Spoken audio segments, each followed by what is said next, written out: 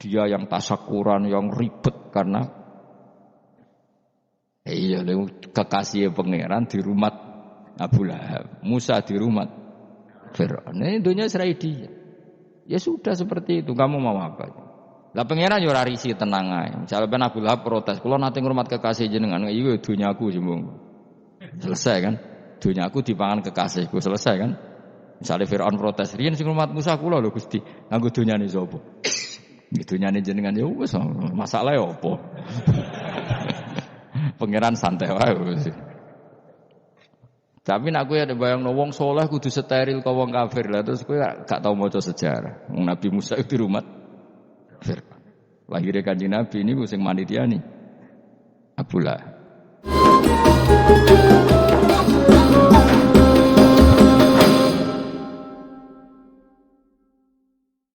Wamtazil yauma ayyuhal mujrimun. Ayaqulu lan dawuh sapa Allah taala. Imtazil yauma. Nggih niki oleh nafsir Imam Suyuti wamtazil yauma ayyuhal mujrimun terus wawune niku dilebokno lafaz yaqulu wa yaqulu. Tegese lan dawuh sapa Allah taala dawuh imtazil yauma. Imtazu misau sira kabeh al yauma ing dalem iki dina ayyuhal mujrimuna he wong-wong sing dosa. Lan iki nunjukno nak zaman ning donya iku kancanan wong kafir sing ora harbi ki angsal. Mergo orang bener-bener terpisah dari wong kafir teng akhirat. Makanya ulama-ulama tidak mengharamkan misalnya ada mahasiswa Indonesia kuliah di Jerman atau enggak apa-apa. Yang penting jaga imannya. Karena wajib terpisah mbek wong kafir iku nak wis teng akhirat. Imtazul yauma ayyuhal mujrimun infaridu adil mukminin indakhtilatihim bihim. Saat di akhirat benar-benar orang mukmin harus terpisah dari orang kafir karena alamatnya berbeda. Tapi kalau di dunia kan ada hajatil muamalah, ada hajat muamalah. Ya, tadi asal tidak harbi, ada asal kafir yang tidak musuhi kita. Karena ada hajat muamalah. Ya, ada hajat apa? Muamalah. Mau tidak mau. Misalnya kamu ya haji ya pakai pesawat. Bikinan Amerika. Orang Amerika bisa punya uang ya nak pesawatnya kepayon tinggu haji. Kalau enggak ya ada yang rental ya bangkrut. Ya, tapi kowe nak misalnya ranggu pesawat terus sampai melaku. Ya asal di dunia itu pasti ada saling interaksi sosial. Paham ya? Nah, nanti benar-benar terpisah wamtazil yauma ayyuhal mujrimin itu nanti, napa? Nanti. Nggih enggak bisa dihindari. Wamtazulan misau sira kabeh al yauma ing dalem iki dina ayyuhal mujrimuna ya eling-eling sing. Saya punya sekian cerita ya supaya sampean tidak jadi ekstremis. Allah mentakdir dunia itu sudah seperti ini. Sudah kamu tidak boleh protes. Kayak apa Nabi Musa itu Sofiyullah. Sing rumat Nabi Musa cilik sapa? Fir'aun. Ketika Rasulullah lahir iku panitiane ra kowe Abu Lahab. Wong roh kabeh. Pas Nabi lahir kowe mbek Abu Lahab berjasa ndi? Berjasa Abu Lahab. Abu Lahab saking senenge ponakane lahir lanang ganteng iku candaleme dekne mestine iku penting bagi dia dihibahkan ke Sayyidah Ami. Nah, iki jenenge Suwaibah napa? Al-Islamiyah. Cara Jawa wis ora usah ngewangi aku nduk ngewangi dulurku wae mergo duwe bayi. Kayak apa? Dia yang tasyakuran, yang ribet karena kekasih pangeran di rumah Abu Lahab, Musa di rumah Fir'aun. Ini dunia serai dia. Ya sudah seperti itu. Kamu mau apa? Lah pangeran yo ora risi tenang ae. Misale ben Abu Lahab protes, kula nate ngurmat kekasih jenengan, iya dunyaku jembung. Selesai kan? Dunyaku dipangan kekasihku, selesai kan? Misale Firaun protes, riyen sing ngurmat Musa kula lho Gusti, nganggo dunyane sapa? Dunyane jenengan ya wis masalah ya apa? Pangeran santai wae wis. Tapi nek kowe ada bayangno wong saleh kudu steril karo wong kafir lah terus kowe gak tau maca sejarah. Nabi Musa itu di rumah Fir'aun. Lahirnya Kanjeng Nabi ini sing manitiani Abu Lahab. Yes ngono dunya biasa wae, urip wis biasa wae. Maksudnya biasa wae penting saleh, di hati saleh, rezeki wis minawos. Wae taluk mek pangeran, ora usah sok suci, ora usah sok bener dhewe biasa wae. Dunya wis kabeh kersane napa? Pangeran. Ya sudah seperti ini. Yang soleh kayak Sa'labah malah akhirnya su'ul khotimah. Padahal dulu disebut hamamatul masjid, tukang iktikaf. Gak tahu mulai ke masjid, tapi akhirnya su'ul khotimah. Wahsi sing mateni kekasih Nabi, rupane mateni Hamzah, ditakdir husnul khotimah. Makanya donga ya muqallibal qulub tsabbit qalbi ala dini, kita tidak pernah tahu. Nah, kenapa kalau saya ngaji PD, mereka aku muji pangeran, saya tidak pernah mikir awakku, tak penting awakku, penting muji pangeran. Ngaji itu artinya kan muji pangeran, muji ilmune pangeran, ya sudah selesai. Itu anak kowe donga iku mikir awakmu dhewe. Mulane donga mek ngaji ku derajate dhuwur ngaji, mergo ngaji muji pangeran, nak donga mikir awake dhewe. Makanya masyhur itu ada dua kelompok di masjid, yang satu diskusi halal haram, yang satu berdoa. Terus Nabi keluar dari rumah berdiri, sempat ragu, saya kemana? Terus akhirnya Nabi ngendikan mereka itu berdoa, kalau Allah mengabulkan ya disembadani. Tapi mereka belajar halal haram. Itu perintahnya Allah, saya sebagai Nabi. Terus akhirnya Nabi gabung kelompok yang belajar halal haram. Karena belajar halal haram artinya ingin menghidupkan hukumnya Allah Ta'ala. Tapi nak wong donga kepingine iku kabul kajate. Intine mikir awake dhewe. Makanya saya termasuk ulama yang jarang berdoa. Tapi ya berdoa tapi kadang-kadang. Nah kowe kan gak kontribusi ning agama ora pati ya donga. Oh dasar murahan. Ya tapi piye mulang ya ora payu. Jadi kadang-kadang kula dibantah. Lah jenengan mulangi payu Gus. Lah kula ora payu, donga-donga ngono. Ya tapi aku ngerti pangeran ora bakal nyembadani barno ora wis. Pangeran ya wis paling wis dikai sithik ngono cukup. Kula termasuk orang yang enggak setuju ya kalau orang sholawatan terus berlebihan tapi khidmah ini Nabi kurang. Maksudnya gini loh, sholawatan berlebihan ya. Redaksi sholawat tentang Nabi itu kecil. Bukan sholawat jumlahnya enggak. Redaksi tentang Nabi itu kecil, sementara tentang keinginannya itu saya tidak suka. Saya suka sholawatan itu ya yang nyifati Nabi banyak, kemudian keinginannya kecil. Itu bagus. Kayak Ihya Abdul Hasan Asadili itu kalau donga itu jaluke mung swidik, paling baris paling terakhir. Misalnya gini, nahmaduka ya man huwa alladzi la ilaha illa anta arrahmanur rahim, itu langsung in sampai nyifati Allah itu 99. Puar ngono nganti berkuras-kuras. Lagi terakhir mau njaluk donga sithik. Nah kowe kan enggak muni muji Allah mau basa-basi tok. Alhamdulillahirabbil alamin wassalatu wassalamu ala Muhammadin. Mau nggo syarat tok. Baru ke Allahumma inna nas'aluka nganti telung larik. Telung halaman. Tapi pas muji pangeran alhamdulillahirabbil alamin wassalatu wassalamu ala Muhammadin. Bariku terus donga njaluk mapan tolak buala. Oh, wajeng. Mana jari pangeran? Muji kekasihku suwi dongane kecangkeman. Lah saya tuh gak suka jenis itu. Harusnya sholawatnya itu yang panjang. Maksudnya nyifati Nabi yang panjang. Baru mintanya sedikit. Itu bagus itu. Di akhlak. Makanya saya di antara sholawat yang senang itu sholawatnya Habib Ali Al-Habsyi yang arang sing tutur. Kalau beliau baca sholawat itu sholatan yattasilu biha ruhul musolli alaihi bi. Fayam basitu fi qalbi sirru nuri ta'alluqi bi wa hubbi wa yuktabu biha bi inayatillahi ta'ala fi hisbi. Jadi dia baca sholawat itu, ya Allah berikan sholawat kepada kekasihmu Muhammad. Dengan sholawat ini rohnya saya, musolli itu rohnya saya yang membaca sholawat bisa sambung dengan rohnya Rasulullah. Dan setelah sambung saya terhitung sebagai orang yang mencintai Rasulullah. Dan saya berharap dari cinta itu saya tertulis sebagai umatnya. Nah, kowe kan enggak maca selawat itu mah redu. Saya termasuk orang yang enggak saya lho. Tapi ya tetap baik timbang nganggo primbon ya saduk selawatan itu. Tapi mbok ya punya etika lah dengan Rasulullah itu. Mbok kalau donga nyifati Nabi yang banyak ya baru keinginan.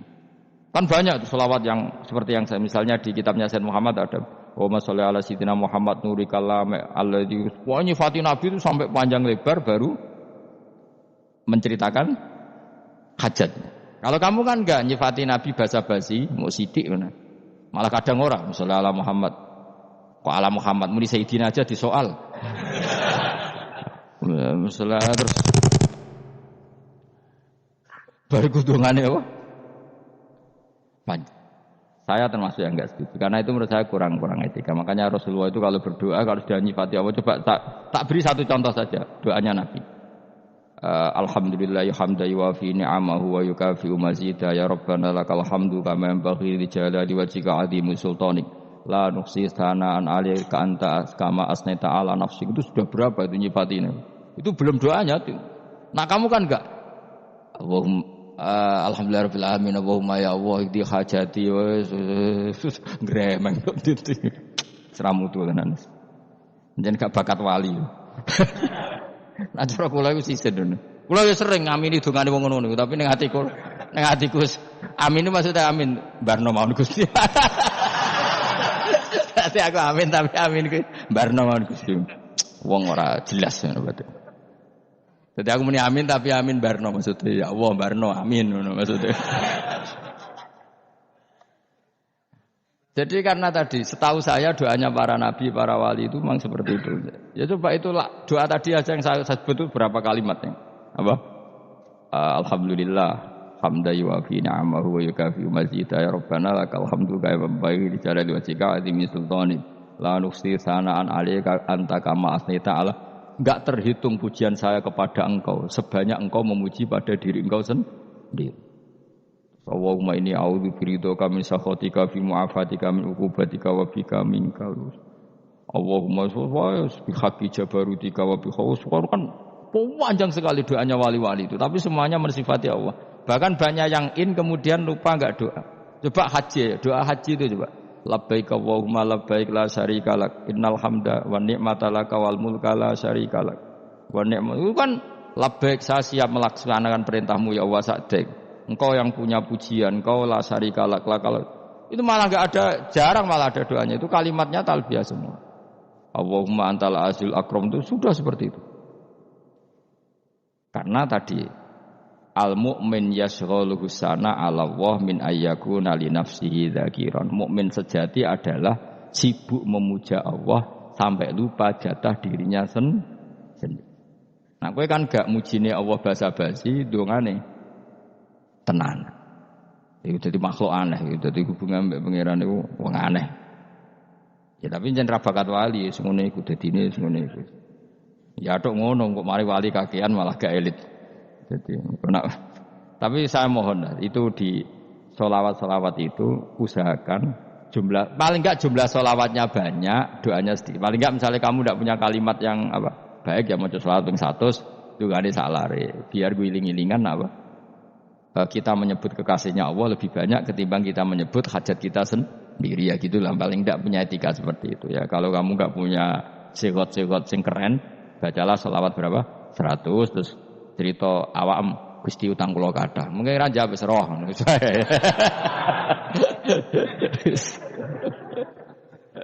Tapi kan kita menyebut kekasihnya sampai 100, nyebut utang bisa. No cowok nyebut kekasih bisa, nyebut utangnya 100. Berarti nek ditakoki pangeran, kowe nyebut kekasihku piro pisan, nyebut utang 100 dasar rayu utang ngono mereka. Ya ada, saya termasuk orang yang enggak setuju tadi. Jadi kalau redaksi sholawat cari yang mujinya Nabi lebih lebih banyak. Karena itu nanti lebih diridhai Allah Taala. Coba Allah sendiri kalau nyebut nabinya itu hitung saja. Laqad ja'akum rasulun min anfusikum. Jadi rasulun min anfusikum, seorang rasul yang sejenis dengan kamu.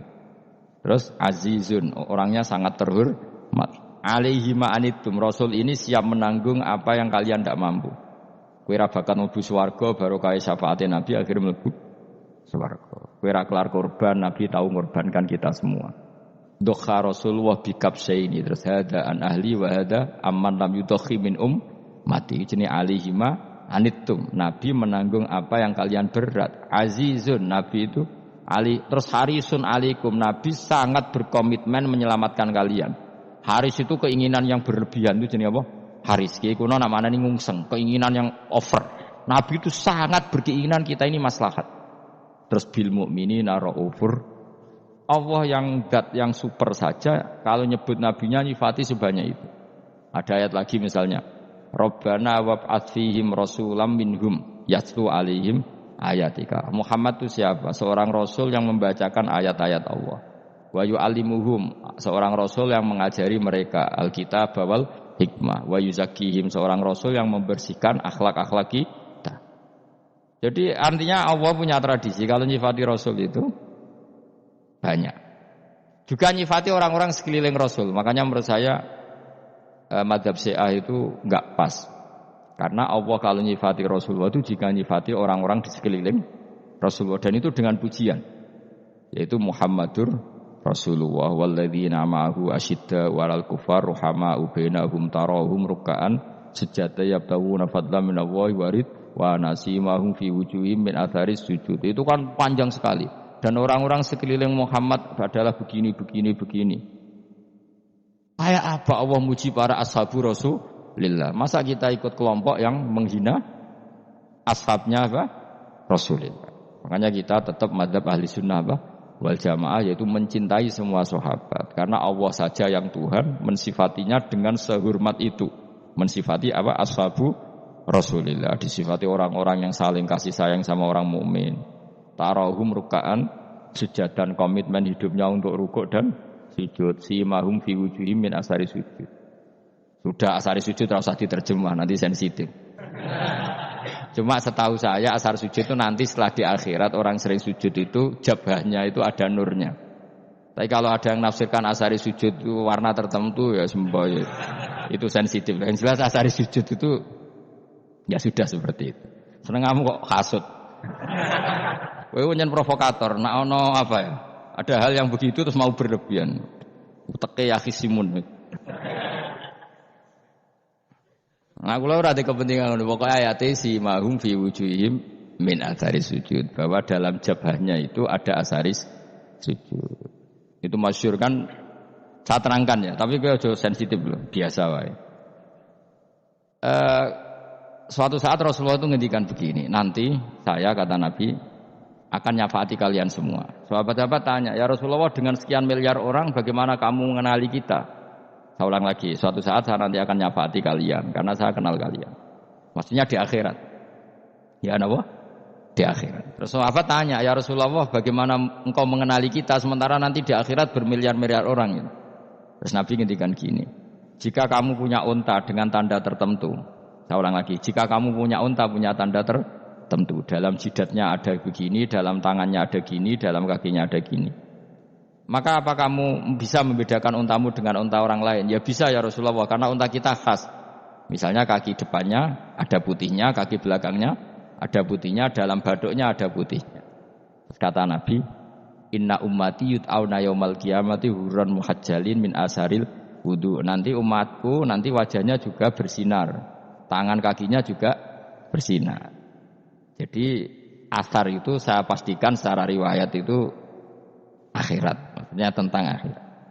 Tapi bahwa yang di dunia ada yang memulai asar itu nggih monggo mawon. Loh itu bagus kan, artinya ekspresi percepatan. Ndak apa-apa loh, daripada kok kowe ora jelas ngene iki. Maksudnya ya orang ngetok ya pancen jarang sujud tenan. Wis ora usah sensitif, tapi yang jelas ya nanti. Ya soben kiamat ruang samu. Nanti hisab itu nanti kalau hitung hanya sekitar 3 jam. Hisabnya sak dunia itu hanya sekitar, karena malaikat itu tidak kesulitan sama sekali. Tak warai ya. Ini enggak akan salah saya dalam hal ini karena riwayatnya sahihah. Kenapa hisab itu hanya butuh rubu'un nahar, 1/4 dari siang enggak. Anggap saja siang itu 6 jam atau 12 jam itu enggak aja terserah. Kalau 12 paruhnya kan 6 ya. Seperti 1/4-nya berarti 3. Itu gini.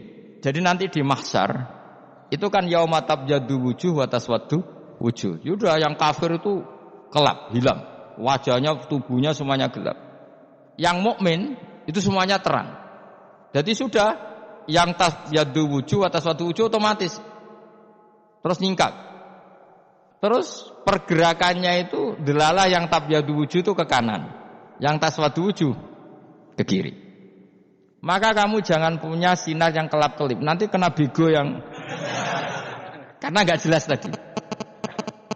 Maka kamu harus sinarnya yang sejelas-jelasnya. Hurran muhajjalin min asharil. Untuk bila perlu nur kamu sampai menembus langit saat itu. Makanya ketika orang mukmin sudah nurnya ada di muka, ada di tangan, masih ngendikan Rabbana atmim lana nurona, karena takut masih kena bego tadi. Karena kalau hanya wudu tok, sikil tok kan, bayangkan di miliaran orang kan bisa agak kelihatan. Tapi kalau nurnya sampai nembus langit kan, itu siapa kok nurnya sampai, kan malaikat langsung tahu. Lane hafal Quran, alim kan insya Allah nurnya itu. Sama zaman itu masih berdoa, Rabbana atmim lana, sempurnakan nur kami. Karena nanti identifikasi malaikat berdasar tadi. Kalau ada nur berarti diletakkan ashabal yamin. Kalau enggak ada nur, ashabas.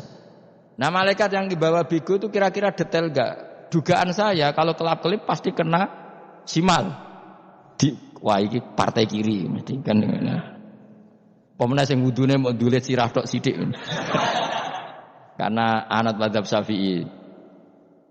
Sebetulnya meskipun itu sah, sebaiknya kalau basuh sirah itu kabeh ben ora kelap mana-aneh pepes sah terus dulat-dulet tok. Mau iku sok ben ya kelap-kelip. Ya sudah ya. Setelah itu kata ngendikane pangeran yu'raful mujrimuna bisimahum fayukhadu bin nawasi wal aqdam. Orang-orang pendosa kelihatan maka diletakkan di kiri. Nah sama yang orang-orang baik simahum fi wujuhim min asari. Jadi ayat itu jelas tentang akhirat. Tapi kira usah terus merovokasi. Seneng kok ya khisimun maksudnya provokator gitu. Jadi nanti yang mukmin jelas nurnya. Lah nur ini nanti dengan kadar iman kamu, perilaku kamu. Ada yang kelap-kelip, ada yang kelap-kelip ini orang kena bigo itu tadi. Nanti setelah kena bigo ikut ashabis simal, yang kelap-kelip disortir lagi malaikat yang bagian detail kan ada nanti. Nah ini terus ditubir neraka. Yang kafir benar-benar neraka, yang ini ditubir neraka. Nah itu nanti ini yang ngel-ngelo Kanjeng Nabi digoleki ya ini itu. Mane sakit Kanjeng Nabi, mane ana kiai saleh darani nek iso saleh dhewe sakit Nabi mergo terus goleki endi umatku sing kelep-kelip gitu. Dicari di syafaat. Ya imma langsung dituruti Allah wa imma diumbasine neraka. Ya terserah rencanamu piye kon aku kowe. Tapi yang jelas kiamat itu cepat sekali karena tadi ada identifikasi tadi. Makanya hanya cukup 3 jam karena tadi yang jelek kelihatan jelek, yang baik kelihatan baik. Makanya cepat. Ya araful mujrimuna bisimahum, orang pendosa dikenali lewat alamatnya yaitu taswaddu wujuh. Kalau orang baik dikenali lewat tabyadu wujuh. Nah terus setelah nyingkir, ini ngono tak warai kiamat. Setelah nyingkir itu faduri babenahum bisuril lahu bab. Setelah tersingkir tadi terus lalu ada pintu penghalang, pintu pemisah. Nah pintu pemisah tadi yang sisi kanan langsung jadi surga, yang sisi kiri jadi neraka. Itu disebut faduri babenahum bisuril lahu bab batinu fi rahmatu wa dhahiruhu min kibalihil adab. Yang pintu arah kanan otomatis wilayah surga, yang pintu kiri otomatis wilayah neraka. Nah problemnya ketika penutupan pintu itu dah yang kelap-kelip itu katut kemana ini yang makanya kamu jangan malok partai yang kelap-kelip yang enggak jelas itu koalisi kemana. Kalau partai besar kan iso nyalon presiden, partai kecil ini kan ikut mana ini kan. Sing sak ngisore sak persen, 2% ini kan repot. Loh coba misalnya nur kamu 2%, berarti gelap kamu kan 98%. Kira-kira malaikat mengkategorikan kemana coba? Ayo jawab. Gelap. Loh kok ada semangat. Padahal itu bagian dari kamu. Kalau satu tubuh itu sinarnya hanya 2%, kira-kira kategorinya itu partai gelap, partai terang. Kode semangat kok ada itu. Berarti kegaruk kemana? Kiri. Tapi bisa saja malaikat cara berpikir gini. Tapi kok ada cahayanya ya? Padahal kata Allah, yang bercahaya ashabul yamin. Kan enggak ada bilang cahaya terang. Bisa saja malaikat alhamdulillah berpikir begitu. Ya nanti kita rayu saja supaya berpikir ini kan yang penting ada cahaya. Kan Allah tidak bilang terang apa kelap-kelip. Ya mungkin saja asal ada cahaya dikategorikan lahu nur, punya apa? Nur. Tapi yang jelas saat itu pun yang sudah punya cahaya masih berdoa Rabbana atsmim lana nurona. Ya Allah saya mohon sekali nur-nur kami sempurna. Jadi ini saya bantu teman-teman yang hafid-hafid supaya tahu maknanya ya. Dan yang enggak hafid ya dengar ya. Kalau nur itu penting. Makanya Nabi itu kayak apa? Nabi itu orang super. Itu kalau ngendikan wa maj'al min fawqi nuran wa min tahti nuran wa an yamini nuran wa an simali nuran. Sampai terakhir Nabi masih mendoa untuk dirinya waj'al li nuran dan semua tubuh saya jadi nur. Jadi Nabi sudah gitu. Ya Allah jadikan sisi depanku nur, belakang kami nur, kanan nur, kiri nur. Terakhir itu apa? Waj'alni nuran dan doa semoga semua tubuh saya Jadi itu termasuk doa yang sering saya baca. Karena saya takut kelap-kelip tadi, ini bahaya ini kalau malaikat. Saya tidak tahu cara berpikir malaikat tadi. Apa ngitung 98% maka dikategorikan apa? Gelap. Apa dihitung nurnya saja? Wong instruksinya Allah kan yang ada nur ashabul yamin. Meskipun kelap-kelip kan punya nur. Saya tidak tahu nanti ikut 2% ikut mana kalau di partai koalisi itu? Ya ikut yang menang biasanya, ikut yang apa? Ya paham ya, makanya saya mohon kalau wudhu itu usahakan sempurna, terutama wudhu sholat. Kalau enggak wudhu sholat itu sebaiknya enggak sempurna, supaya ada bedanya wudhu sholat sama wudhu tidak sholat. Rasulullah itu masyhur gitu ya, Rasulullah itu kadang tawaddu'a wudhu'an khafifan, wudhu yang sederhana, yaitu hanya sekali-sekali dan tidak sempurna. Ketika ditanya as-sholat ya Rasulullah tidak. Misalnya saya habis makan, mau tidur, biasanya ya wudhu, tapi tentu tidak perlu sesempurna kayak wudhu sholat, biar ada bedanya. Rasulullah juga gitu, beberapa kali beliau wudhu, tapi tidak sesempurna wudhunya untuk sholat. Masyhur itu di riwayat tawaddu'a wudhu'an khafifan duna wudhu'ihi lis sholat. Tapi kalau wudhu untuk sholat asbaghal wudhu, menyempurnakan wudhu. Jadi supaya ada bedanya wudhu sholat dan wudhu tidak sholat. Saya gak wong ora iso ngaji padha kabeh. Abu Bakar ya gitu. Ana wong poso sunat kok nyediakno buka, dimarahin. Istrinya pernah nyediakan buka beliau untuk puasa sunat. Itu embernya dipecahi Abu Bakar. Ditanya, kenapa gitu? Apakah kamu akan menyaingi Ramadan? Jadi gak boleh memperlakukan puasa sunat kayak Ramadan. Ya biasa saja kalau puasa sunat kok wah ape buka kolak apa. Ramadane ya iri tuh, ini gimana kok saya disaingi ini. Jadi kabeh itu ada proporsinya, ada apa? Makanya megang Quran ya wudu, megang wudu. Nah, kabeh gitaran terus wudu, pengiran tersinggung. Piye kok menjegal gitar wudu? Jadi enggak boleh kebaikan disaingi itu juga enggak boleh. Bapak kowe sregep wudu sampai nyekel gitar. Yo Quran tersinggung wasem niku gak sembrono kan. Malaikat panitia kan ya tersinggung. Kabeh itu kan ada proporsinya apa? Ada proporsi. Itu hebatnya Rasulullah. Jadi kalau beliau wudu, bahkan wudu itu wudu li sholat sama tidak sholat itu, misalnya sholat sunat itu kamu mampu ngadeg boleh enggak duduk? Boleh. Kalau sholat fardu enggak boleh, biar ada bedanya. Fardu itu spesial, enggak boleh, harus berdiri. Kalau sunat pun harus berdiri. Fardu tersinggung, piye sunat kok nyaingi aku kan gitu kayak. Ya makanya sholat fardu wajib berdiri ya. Sholat sunat boleh duduk meskipun mampu loh ya. Enggak boleh sama, sholat sunat pun harus berdiri. Berarti ada sunat menyaingi fardu. Ya jelas ya, jadi aturan main itu harus jelas. Enggak boleh, makanya Abu Bakar itu enggak mau kalau ada orang puasa sunat kemudian apa? Abdullah bin Mas'ud lebih parah. Dia itu tukang nyuwepeng orang yang selalu sholat duha. Makanya saya itu duha itu jarang, karena takut kena sweepingnya siapa? Abdullah bin Mas'ud. Itu ada orang khusyuk tiap hari duha, disweping sama dia. Apakah kamu menjadikan sholat ini jadi fardu? Kok mbok lakoni bedino? Awas nampak lakoni bedino. Di era akhir duha dilakoni bedino. Perkara ini butuh duit. Itu kalau zaman Abdul Mas'ud kena sweeping apa?